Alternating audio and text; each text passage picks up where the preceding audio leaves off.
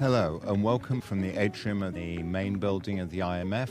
This is part of the Atlantic Council's I'm at the IMF World Bank meetings, recording from the Atlantic Council's pop-up studio.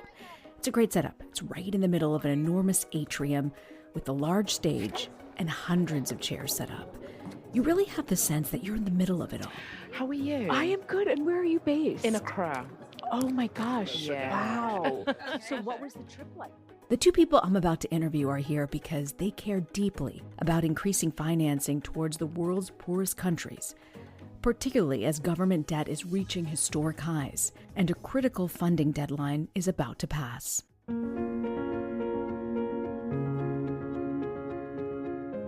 You're listening to The Hidden Economics of Remarkable Women, a podcast from Foreign Policy. I'm Reena Ninan. This season, we're focused on how countries and multilateral institutions are grappling with a record amount of global public debt, expected to top $100 trillion this year, according to the IMF. One of the biggest solutions for this debt crisis is increasing the amount of funding for concessional loans, or ones with very good terms. This is where the World Bank's International Development Association, or IDA, comes in. According to the World Bank, IDA is the world's largest source of development finance for countries most in need. The International Development Association provides grants and no-interest or low-interest loans to low-income countries. Every 3 years, it has to raise funds from its members, donor countries, and its final meeting, where they'll announce how much money they're able to raise, is happening on Thursday and Friday in Seoul, South Korea. 3 years ago, they raised a record $93 billion, and they're hoping to raise more than that, ideally around $120 billion. These deals can be complex and sometimes hard to penetrate, but fortunately, I was able to speak to the right people who helped me unpack how it all works. I was joined by Gargee Ghosh, President of Global Policy and Advocacy for the Gates Foundation. And we should mention the Gates Foundation helps fund this podcast. And also with Mavis Owusu-Gyamfi, President and CEO of the African Center for Economic Transformation, or ACET. They shared their deep expertise about what really works in supporting women and girls, as well as reducing poverty.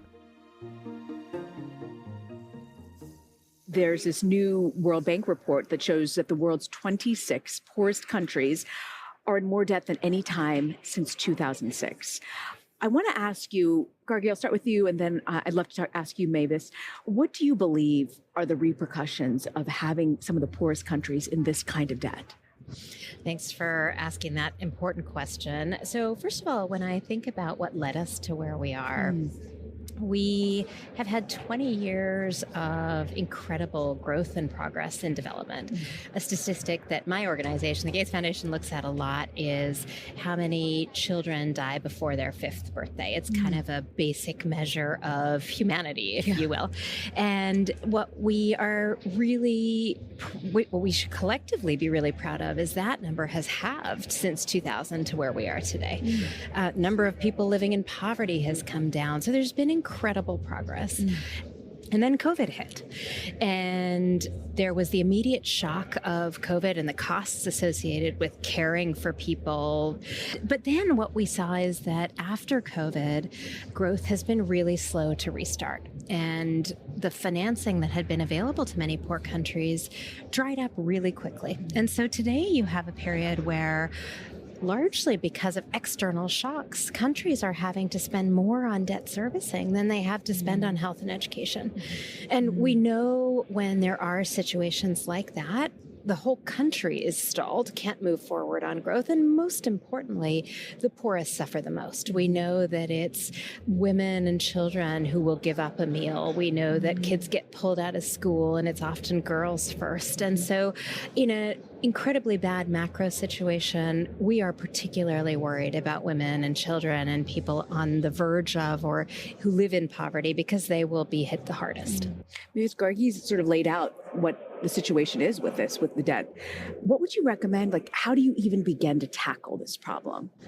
So from our perspective at the African Center for Economic Transformation, it's about putting economic transformation at the heart of the agenda. So we talk a lot about growth, but you can grow in so many ways. You know, when we look at growth in Africa, it's been fueled predominantly by commodity boosts. And even now, when you look at the fastest growing economies on the continent, it's being fueled by oil. That kind of growth does not actually translate to better livelihoods for poor people, especially if the revenue that is generated from that growth is not used by governments to do other things, such as effectively skilling its population, making sure it has access to affordable health, improving infrastructure, and transforming the economy. So we fundamentally believe that the focus should not be about growth. The focus should be about economic transformation. It's about investing in improving our productivity as a continent, infrastructure, skills, etc. It's about using technology properly. We all talk about how technology is the best thing that has happened to the world. And it is the best thing that has happened to the world. But when you are sitting in Africa and access to that technology is not reaching the real economy, we are actually benefiting from low productivity services. It's not benefiting us. And most importantly, this transformation and growth must lead to human well-being. Unfortunately, the analysis that we've done to date is showing that Africa is regressing on that transformation. Over the last 20 years, we've actually seen a regression in most countries. We are not progressing. In fact, we are seeing more countries export more raw materials than they did 20 years ago. Wow. Which means that, as Gargee says, our children are not getting access to affordable quality health. They might be going to school, but they are not coming out with quality education. It means that when they graduate, they don't have access to jobs. They are frustrated. And so what do we see? Conflict, insecurity, all the things that will make us regress. So for us, it's not just about growth. It's about transforming our economies for the betterment of our people. So you're saying transformation is hugely important. Mavis, you've been an advocate for Africa, having a seat at the table for a voice in a lot of these multilateral institutions like the World Bank. And at a Gates Foundation event last year, you said that there are four main things that you really look to for advancing economic growth in Africa. Can you tell me what those four are? The first one, I would say, is skills development. We actually have jobs on the continent, but we don't have the skilled people to fill those jobs. So we need to develop our skills, and we need to have labor mobility in such a way that if I am skilled in Kenya for a job in South Africa, I can move to South Africa, and that skill is recognized in South Africa. And that can be transferred from country to country. Exactly. Yeah. The second one is what I've just spoken about, transforming our economies, value addition. And here, the thing we are really pushing for is building regional value chains. Africa is 54 countries, but actually if you look at us, 10 of those countries represent 70% of our population. 30 of those countries represent just over 86% of our economic size. So unless we work together, we are not going to see the fruits of economic transformation. We're not going to benefit from it. So if we want to shift from cotton production to textiles, we can't all do it. Some countries have to specialize in producing the cotton. Others have to specialize in creating the bales of cloth. Others have to specialize in the fashion industry. And others will, get the school uniforms that are needed for the rest of the world. But we can only compete if we specialize and we see it as a single value chain. That is how we will create the jobs we desperately need for our people. The third thing is gender equity. We can't in any sense assume in the world that we are going to progress as a continent when we leave 50% of our population behind. We just can't. So really ensuring that women have shared power and are at the heart of everything we do. And finally is equity. However we transform, however we grow, we have to have a tax system that ensures that transformation benefits more than just 5% of the population. Gargee, I know something close to both of your hearts is the International Development Association. It's part of the World Bank, and it's actually one of the biggest sources of development assistance for the world's poorest countries. I know you're an expert on this. Tell me a little bit more, Gargee, about why this is so important and why you believe it's transformational. Well, the reality is that countries, for the most part, even low-income countries, finance their own development. So the largest source of funding we should all care about for skills development value, and I completely agree with Mavis's list, is country resources themselves. But IDA is probably one of the most important external sources of financing. IDA, which is the International Development Association. It is over 60 years old. It came out of the Bretton Woods institutions, and its original intent was to help countries rebuild and thrive in a post-war period. And that mission continues on today. Now, the reality is that even though the world in many ways looks nothing like it did when these institutions were created in the 50s and 60s, in some ways, and for some people, it does. There are hundreds of millions of people stuck in poverty, still living on less than $2 a day. And just as Mavis said, it's no one's dream to just get those people to $3 a day. The dream is actually to grow economies and societies and industry. And so IDA becomes a really important source of concessional lending that countries can access. Can you give me an example, Gargee, of where this has been used successfully, the funds from IDA? If you think about India, for example, India used to be a recipient of IDA funds going back more than a decade ago. Today, by the way, it's a contributor to IDA, so it's a very exciting story of how countries go through the whole story of growth. But India has benefited from infrastructure support. They have invested in TB and health programs. They have helped supplement education programs, all as part of their transformation story. I mean, that's remarkable to see the transformation. I mean, it sounds like a success story to me to go from receiving the funds to now being able to dole that out. You both worked in gender equality for some time. I'm curious, when you look at the policies and the programs, which do you believe really is making its mark and a difference on the ground? So at ACET, we're about to release our next Africa Transformation report. And I have been really struck by three messages that have come out of the report. One is the fact that perceptions matter. Okay, so the fact that in 2024, the mere fact that you are born a woman means that in some societies, there's a perception that you can do some things and not other things.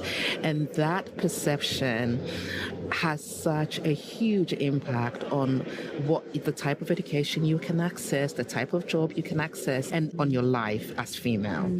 The second thing was policies matter. So we have a lot of gender equity policies on the continent, but they are not at the heart of where it matters. So when you have a policy that says, we recognize that because of these perceptions, women are disadvantaged the day they are born. So in fact, our policies is going to course correct that disadvantage. So we will budget to give them an extra $1 or $2 within the education system so that they are on an equal playing field when they enter education with their peers. $1 or $2 doesn't seem like it's a big deal. It doesn't seem like it's a big deal, but it is a big deal in a lot of countries that have a tight fiscal space. Because the return on that investment for that $1 or $2 with that woman or young girl in 15 to 20 years is huge. It's worth the investment now. And so all along the line, be it in education, in health, whatever it might be, we need to have the kind of budgeting that considers the fact that women are disadvantaged because of perceptions right at the beginning. And then the third area is once a woman gets into a space of shared power, I really don't like empowerment, I have to say. I don't the word like empowerment. I don't like the word empowerment. What bothers you about that word? It bothers me because it infers somebody's empowering me. I don't need to be empowered. I just want to claim my power. So when a woman gets into a space where they now should be able to claim their power, we then have the power battle. And, you know, we do have male champions who are ready to share the power, but we have a lot of systems and structures in society that, you know, that work very hard at taking that power away from us when we pull the seat to the table. And what we haven't been able to show the world yet is actually when we have shared power, the overall benefit for society is huge. We have a lot of anecdotal evidence. We don't have the data to demonstrate the impact of shared power. And if we can get more of that evidence, I think we can start to shift the dial from the problems at perception to the policies, all the way to the power. What would that data look like when you say shared power data that could be transformative and bringing to finance ministers or corporations? What would that look like? So at the moment, we know that when we have a balanced board, companies do well. That is data on shared power. Okay, but I would like to have that data across countries. I would like to have data that shows that when a woman sits in a ministry that actually controls economic budgets, Ministry of Finance, Ministry of Trade, the difference it can make. Can we show the evidence on impact on GDP growth, on GNI? That's the type of data I'm looking for. I'm looking for the type of data that shows that when there is shared power in the home, what the return on investment is. We can tell you now that when a woman has access to finance, it benefits the whole of society. Actually, what we can't tell you is follow through generations to show what that shared power at home has done across 2 or 3 generations and how that contributes to transformation of an economy, development of an economy, and better lives for people. We'll be right back.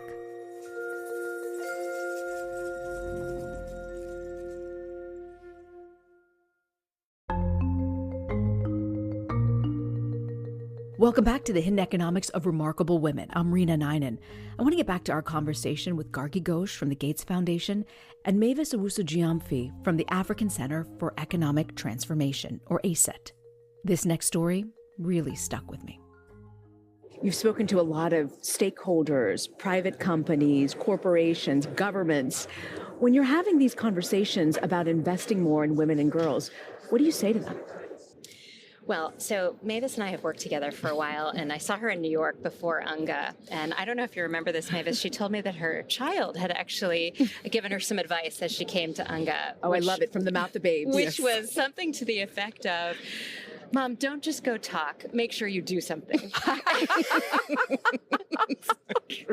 I hope your child won't mind me using that quote, because in my mind, you know, especially when it comes to women, when I was doing my economics dissertation 30 years ago, not to date myself, we were focused on the importance of cash transfers in the hands of women. That is not new insight. We have known that for years. We have known childcare helps get women into the labor force. We know 3, 4, 5, 12 policies that make a difference to economies and women, and the job now is to take action. It is about action. When you look at women's health, for instance, it feels like gender equality is sort of falling off a trend list of what is valued, of what is important, what is forward thinking. How do you ensure that it still stays top of mind and it's a priority for people to work on? I think we've made the economic argument, and it doesn't seem to have landed. We have made the moral argument, and not fully. We do ourselves injustice if we say we haven't made progress. We have made progress. What we haven't seen is we haven't seen progress at the pace we need to see it at. So we need progress to pick up. And we need some fundamental structural changes for that pace of progress to increase. So we know the economic argument, we know the moral argument.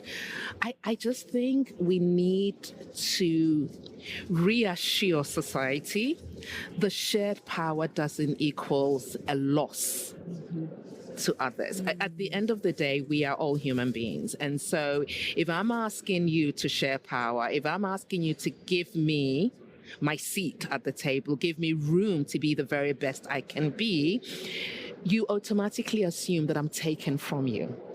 And I think we haven't done a good job of explaining to the world that I'm not taken from you, but I am adding onto you. Often when I sit with leaders on the continent, everybody agrees gender equality is very, very important. And then, of course, in the corridors, you're like, oh, come on, Mavis, you women are very powerful these days. And I'm like, no, we are not powerful. And we have statements like there are more women graduating out of university than men, so we need to rebalance. There are more women in STEM than men, we need to rebalance. There seems to be a conversation about women's power being a threat. And so we need to shift the discourse from economics and a moral argument to a discourse on the value of shared power. Gargee? We complement that by investing in individual women leaders, and ideally in a way that encourages them to bring others up with them. So we have a great program in the global health space where the foundation works really intensely called Women Lift Health, that is a mentorship program that catches women at the midpoint in their careers. And we know that's a moment that women feel they have demands at home or demands to take care of parents, that we lose a lot of women in the workforce. And we're just building a cohort of women, helping them think of themselves as leaders and leaders able to balance the many faceted identities that women have and want. And we find that doing that in sector after sector, that retail work of bringing individual women up, supporting women parliamentarians, and expecting that each of us then brings up a few women with us is the kind of action part of this, along with creating the architecture of expectations in which we will all be operating. This has been illuminating, talking to both of you and you opening the doors to so many corridors of how we can make a difference in this space. Before we go, any final thoughts from both of you?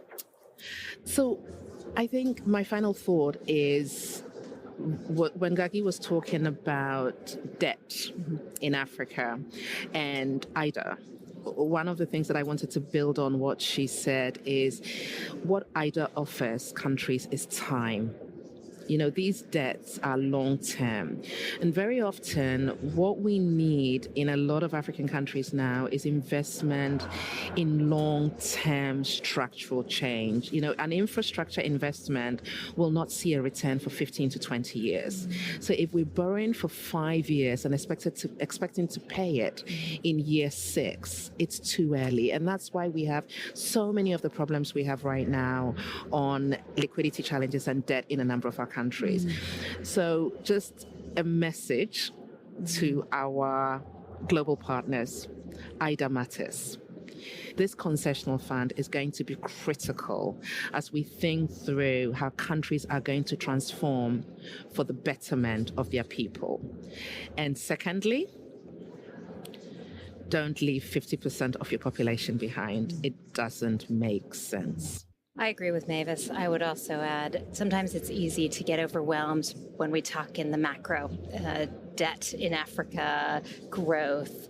I would contrast that. At the Gates Foundation, we invest in a lot of science, technology, innovations, and the pipeline in health, in agriculture, in gender equality, in education is so incredibly exciting. I mean, we have a package of very simple birthing room fixes. It's about $1.50, $2 that can save the life of a mom in childbirth. And when you have those interventions, every step forward to get those in the hands of people who need them is progress. And I think that's what we're all doing. That's great. That's great. Well, I'm going to let you go because Mavis, you've got to prove that you've done something. Yes. At the IMF World Bank to your son when you go back. Thank you. Gargee, Mavis, so grateful for your time and your perspective. Thank you. Thank you. We've unpacked the complexities of concessional financing, global debt, and the critical role of gender equity in economic transformation, all through the brilliant insights of Gargee Ghosh and Mavis Owusu-Gyamfi. As the IDA fundraising deadline looms in Seoul, this is more than a conversation about dollars and debt.